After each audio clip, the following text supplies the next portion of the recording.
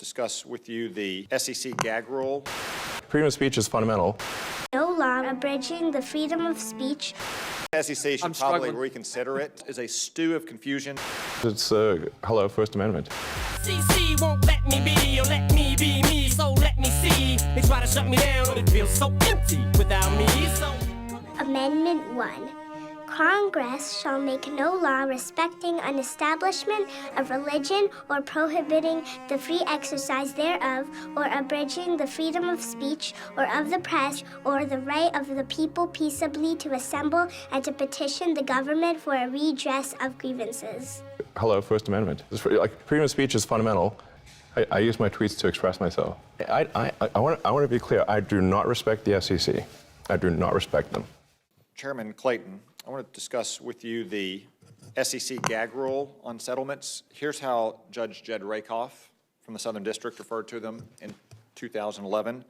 The result is a stew of confusion and hypocrisy unworthy of such a proud agency as the S.E.C. Here, an agency of the United States is saying, in effect, although we claim that these defendants have done terrible things, they refuse to admit it, and we do not propose to prove it, but will simply resort to gagging their right to deny it.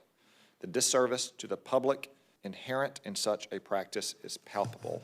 I think the S.E.C. probably needs... I didn't know this was going to be a con law class. Yeah, I think the S.E.C. should probably struggling. reconsider it. I mean, it was passed at a time in 1972 when First Amendment precedent was much different and, frankly, more favorable to the government than it probably should have been. But I do think it's quite overbroad. It's not at all narrowly tailored anymore, and it can undermine other legitimate public interests. I understand. Thank you, Mr. Clayton. Thank you.